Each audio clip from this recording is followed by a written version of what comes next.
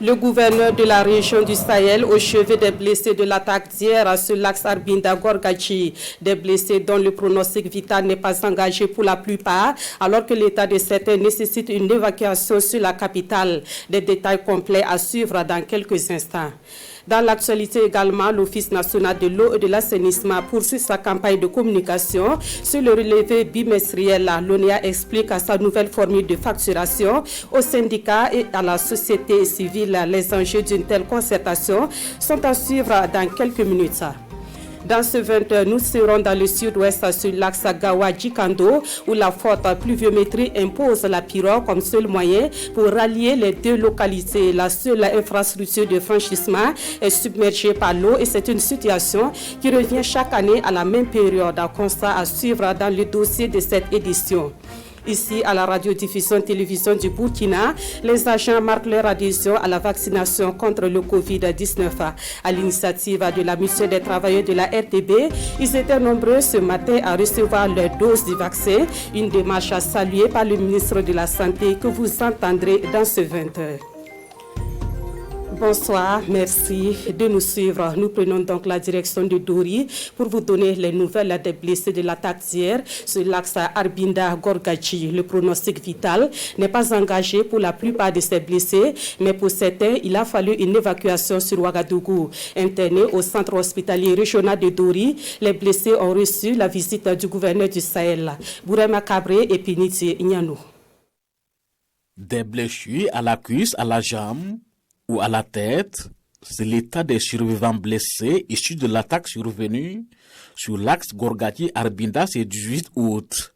Pris en charge au CHR de Dori, ils reçoivent la visite du gouverneur de la région du Sahel. Une très grosse attaque qui a visé un convoi sécurisé par la FDS et qui comprenait donc beaucoup de civils, femmes, hommes et enfants, qui cherchait juste à rentrer à Arbinda. Que dire, c'est encore une fois présenter les condoléances aux familles de ceux qui nous ont dévancés dans l'au-delà. C'est encore une fois souhaiter prompt rétablissement aux blessés. Selon les médecins soignants, le pronostic vital de ces blessés n'est pas engagé, mais certains cas demandent une évacuation sur Ouagadougou. 5 patients ont été reçus aux urgences, dont un cas grave. Il y avait également un enfant. Actuellement, il y a 4 malades qui ont été transférés dans le service de chirurgie. Il reste un malade dans le service des urgences. On a réussi à les stabiliser. Donc maintenant, il faut évacuer pour une prise en charge spécialisée. Selon les sources officielles, 14 forces de défense et de sécurité, 3 volontaires pour la défense de la patrie et une trentaine de civils seraient tués dans cette attaque. Ici, dans la capitale, ce matin, la Haute Cour de justice du Mali est venue à l'école de celle du Burkina Faso. 2 juridictions de 2 pays différents, mais qui poursuivent le même objectif, à savoir combattre l'impunité chez les hautes personnalités politiques. Elles décident de se donner la main pour plus d'efficacité dans leurs actions. Roger Kam est bienvenu dans ça. Autour de la même table, des membres de la Haute Cour de justice du Burkina Faso et ceux de l'institution sœur du Mali. C'est une séance du donner et du recevoir entre 2 structures compétentes pour juger de hautes personnalités politiques. Pour la partie malienne, la structure dirigée par Khalil Bara est un cas d'école dans la sous-région ouest-africaine. Elle est donc là pour s'inspirer de l'expérience burkinabé. Nous sommes là pour venir apprendre, pour comprendre ce qui se passe au niveau de la Haute Cour de justice du Burkina Faso, qui fait aujourd'hui un objet de fierté de la sous-région. Que vous savez, dans toute cette zone, il y a l'expérience des hautes cours de justice, mais qui n'ont jamais pu fonctionner. Et or, au Burkina, la haute cour de justice parvient à donner des résultats satisfaisants. C'est une haute cour de justice qui parvient à juger, contrairement aux autres qui ne parviennent pas à le faire. Et c'est la raison pour laquelle nous aussi, nous sommes venus, après avoir magnifié ce qui se passe au Burkina Faso, pour venir nous imprégner en vue de mieux faire chez nous. Une visite bien appréciée par le premier responsable de la Haute Cour de justice du Burkina, Khalil Bara, qui espère d'ailleurs tirer profit de l'expérience malienne. La présence de cette délégation coïncide avec un deuil national, occasion pour Cheikh Mohamed Chérif Kone et sa délégation de présenter leurs condoléances au peuple burkinabé. Dans l'actualité également, c'est parti pour les consultations publiques pour l'élaboration du 3e plan d'action national de partenariat pour un gouvernement ouvert. Le plan couvre la période 2021-2023 et les consultations lancées ce matin à Ouagadougou se feront dans toutes les 13 régions du Burkina Faso. Il s'agit de recueillir les préoccupations et les attentes des populations pour les prendre en compte dans l'identification des différents projets. Amadou Ilboudo et celle Judith Assorba. Après les 2 premiers plans d'action mis en œuvre avec succès selon ses acteurs, le Burkina Faso renoue avec un nouveau cycle, le 3e plan national de partenariat gouvernement ouvert pour une période de 2021-2023.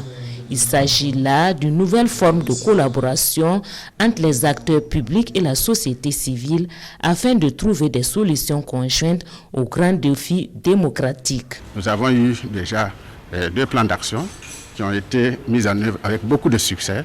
Et comme vous le savez, le gouvernement en fait un cheval de bataille pour la réussite de la démocratie au Burkina Faso, pour le renforcement de la bonne gouvernance. En tout cas, c'est décidé de poursuivre avec justement ce partenariat. Le processus d'élaboration de ce nouveau plan commande que toutes les couches socio-économiques du pays soient associées. Cette étape dite phase initiale de co-création de ce plan débute ici avec les consultations publiques de la région du centre. La semaine prochaine, du 23 au 27 août, nous allons sillonner l'ensemble des 12 régions du Burkina pour rencontrer les populations venues des chefs-lieux de région et les chefs-lieux de province pour recueillir les attentes et leurs besoins afin de pouvoir déterminer, identifier des besoins d'engagement que des acteurs gouvernementaux vont porter et essayer de mettre en œuvre sur la période 2021-2023. Le partenariat pour un gouvernement ouvert est une initiative internationale multipartite lancée en 2011. Il vise à promouvoir la transparence de l'action publique, à améliorer la participation citoyenne et à combattre la corruption. Autre point de l'actualité, l'Office national de l'eau et de l'assainissement s'explique à nouveau sur sa nouvelle formule de facturation. Cette fois, ce sont les syndicats et la société civile qui reçoivent des informations sur le relevé bimestriel de l'ONEA. Après l'atelier qui se tient à Koudougou, les participants sont invités à servir donc de relais pour passer la bonne information aux populations. Rasmani Zoundi et M. Solange Digma. Au cœur des échanges avec les acteurs du monde syndical et de la société civile, le nouveau scénario de facturation de l'ONEA, l'Office national de l'eau et de l'assainissement.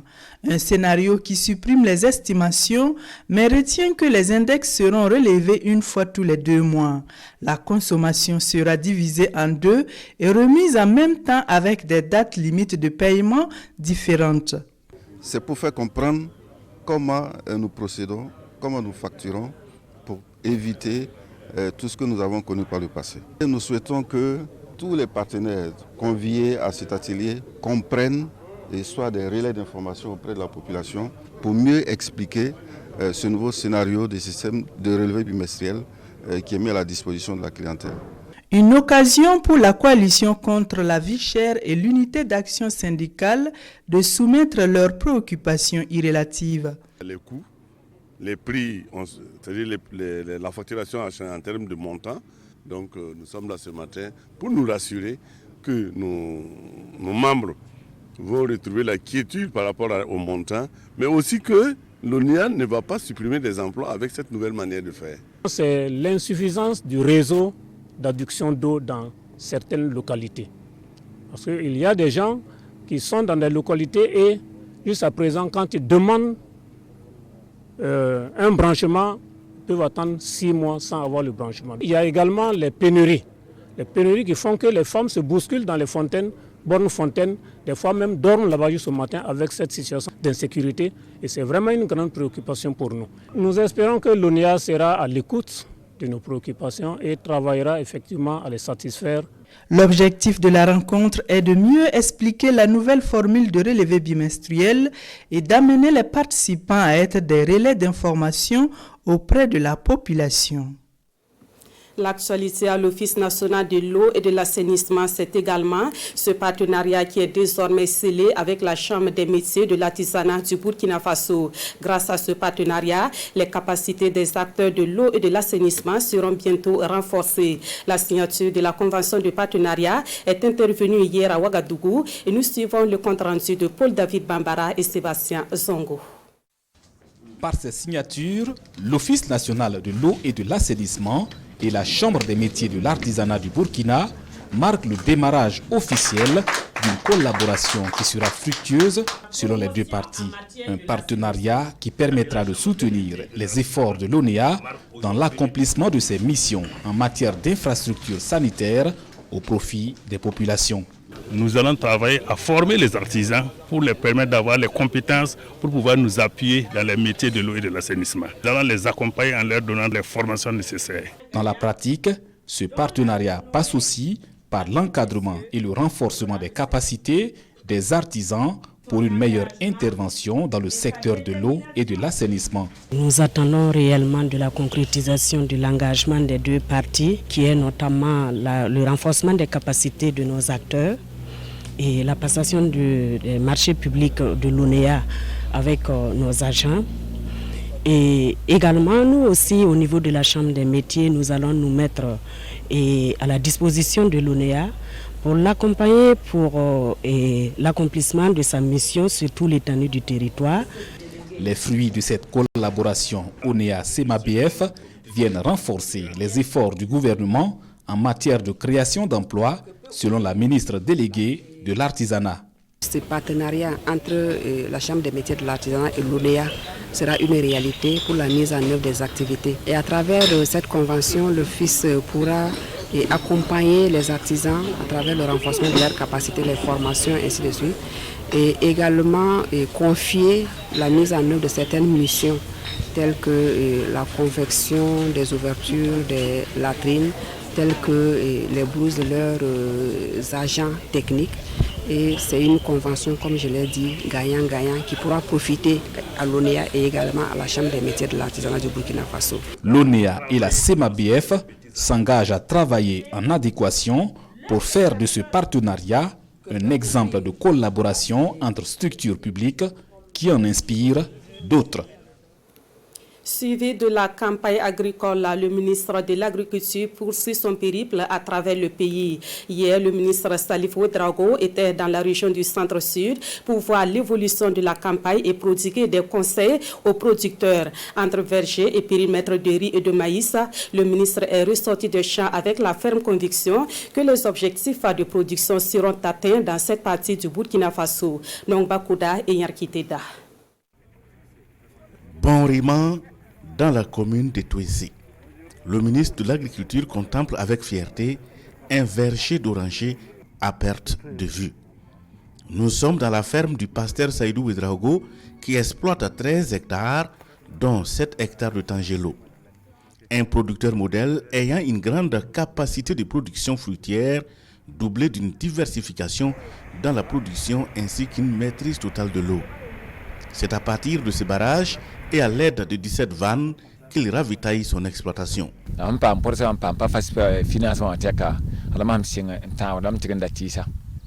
Depuis que j'ai bénéficié de l'appui du projet PAFASP, j'ai acheté 700 plants à plus de 800 000 francs.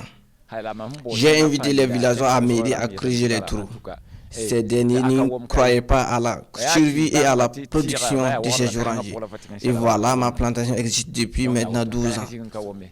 Le pasteur emploie près de 80 personnes avec un bénéfice saisonnier d'environ 41 millions de francs CFA. Un bel exemple, dit le ministre avant de mettre le cap sur le bas-fond risicole de Bakago dans la commune de Nobéré. 92 producteurs, dont 88 femmes, exploitent le site.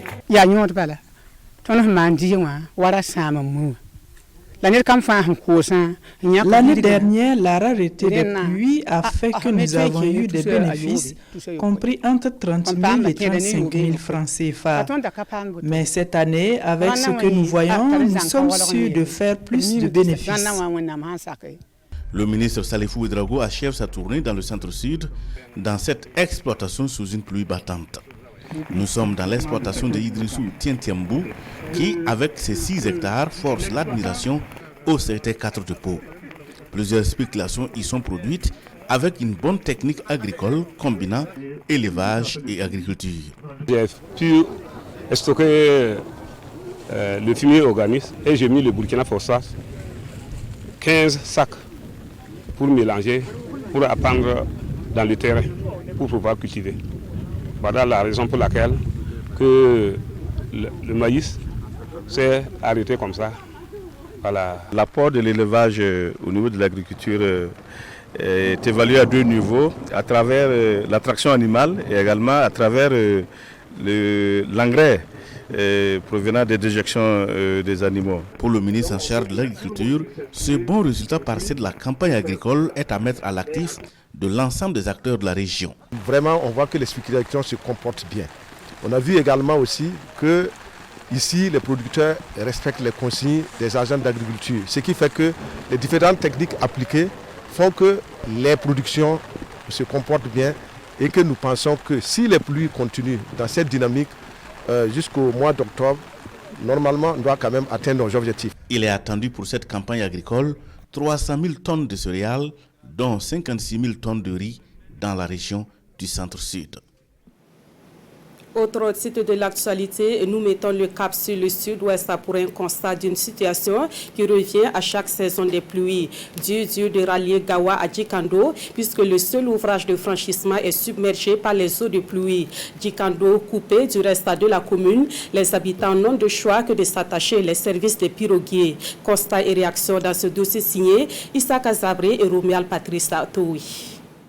Amidou Ouedraogo est domicilié à Gawa et travaille sur un site d'or situé dans le village de Djikando à quelques 3 km de Gawa. Pour allier son domicile à son lieu de travail, le jeune orpailleur débourse entre 2 000 et 3 000 francs CFA par jour.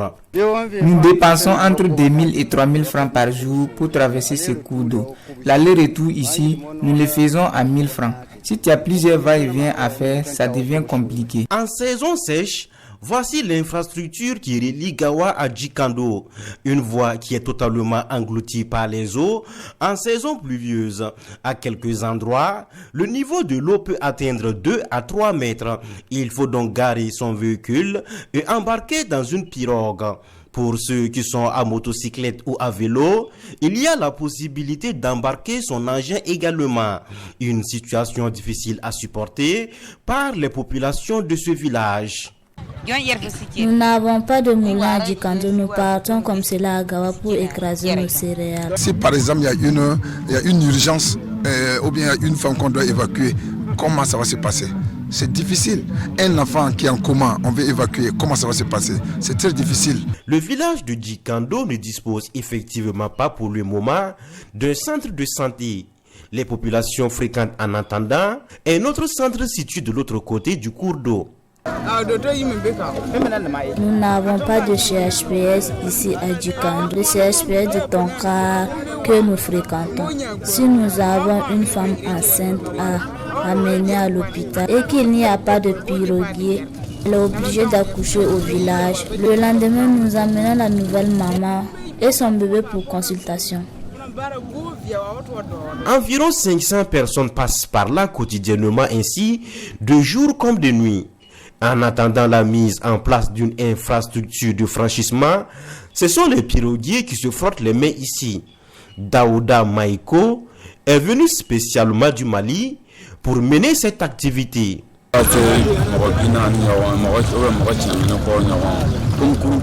Par jour, je peux faire passer entre 40 et 100 personnes. On peut avoir environ 20 000 francs par jour. Les populations de Djikando ont donc le regard tourné vers les autorités communales et nationales pour juguler ce manque d'infrastructures. Ici, dans la capitale, le gouvernement est interpellé sur la situation des jeunes opérateurs économiques. Ils disent exercer dans des conditions difficiles occasionnées par la crise du Covid-19. L'Union des jeunes opérateurs économiques du Burkina va plus loin et dénonce l'absence de toute forme de soutien de la part de l'État. Le point de la conférence de presse avec Bernard Kombelem et Sekou Zongo.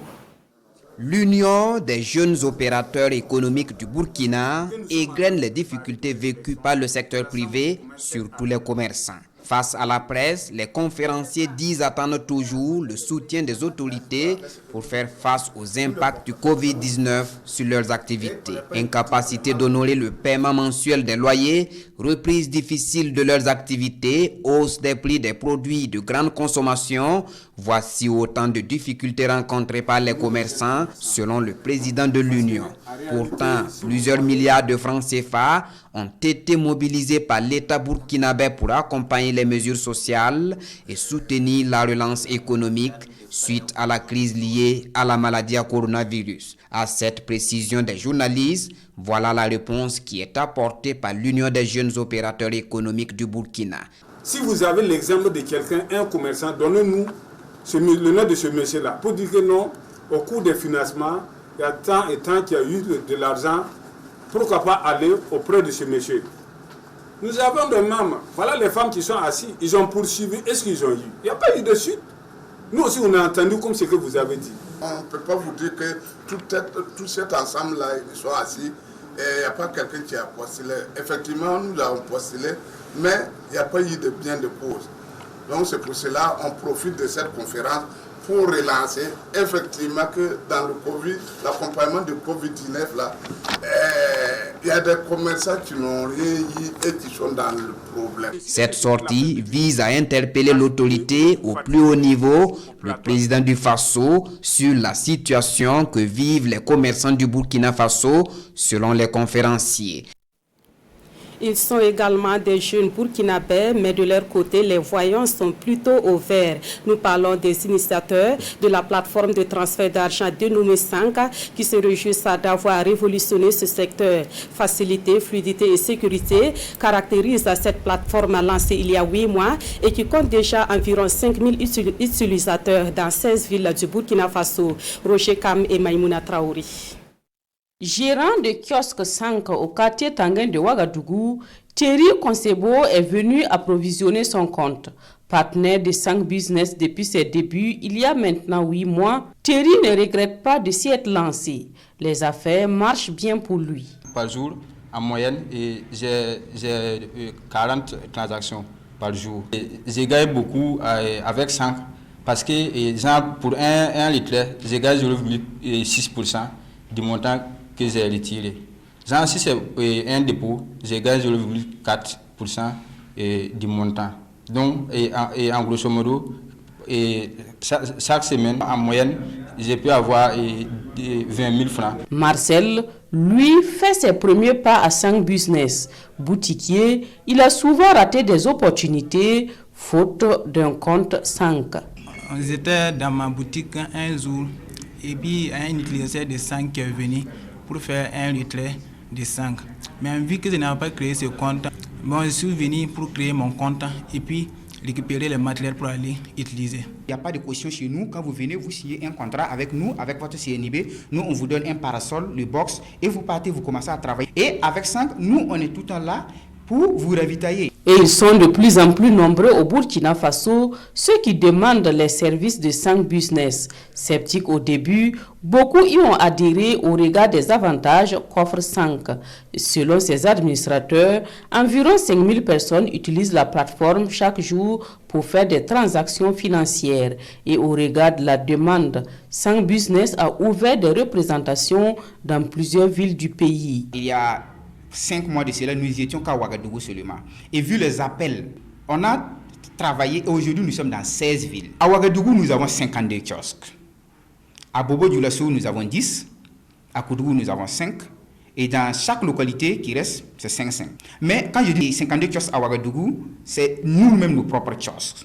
Mais ceux-là qui ont intégré 5 dans leur boutique, Actuellement, ils valent aussi une cinquantaine. De réels motifs de satisfaction pour ces jeunes qui entendent révolutionner le système de paiement mobile au Burkina Faso. Mais ceux-ci ne dorment pas pour autant sur leur laurier. Les recherches se poursuivent pour offrir des services de qualité partout au Burkina.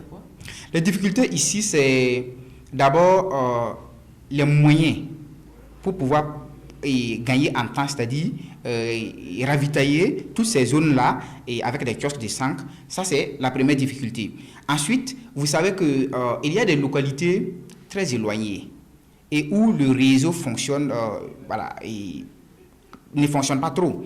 Dans ces localités, le système n'est pas aussi fluide comme on l'entend. Et nous, ça ne nous plaît pas. Actuellement, nous sommes en train de travailler pour voir dans quelle méthode les coins éloignés, même quand il n'y a pas de réseau téléphonique pour pouvoir communiquer, que les clients puissent retirer leur argent dans ces zones. Kader Kabouré, le concepteur depuis les États-Unis, et toute l'équipe restent convaincus qu'avec un peu plus de moyens financiers et l'accompagnement de tous, ces objectifs pourront être atteints d'ici à 2022.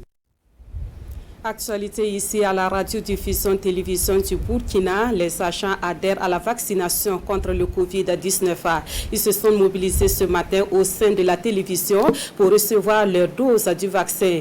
L'initiative est de la mutuelle des travailleurs de la RTB en partenariat avec le ministère de la Santé, dont le premier responsable est venu saluer l'engagement des agents. Adama Guiti et Issa Kanana. Les agents de la radio-télévision diffusion du Burkina, RTB, engagés contre le Covid-19. Une dynamique manifestée à travers cette opération de vaccination. Tour à tour, chacun reçoit sa dose de vaccin Johnson & Johnson ou AstraZeneca. Et nous, en tant que journalistes, on doit donner l'exemple. Nous voyageons très souvent, nous sommes dans des milieux très souvent pour faire des reportages, nous sommes au contact des populations. Il est bon que nous puissions nous faire vacciner. Et c'est libre. Si on a la chance aujourd'hui d'avoir le moyen de se prémunir contre cette maladie-là, je pense qu'il n'y a pas lieu d'hésiter. Aujourd'hui, nous avons eu l'opportunité, avec cette opération menée dans nos locaux, on n'allait pas donc, en tout cas, passer à côté de cette opportunité-là. On est venu se faire vacciner.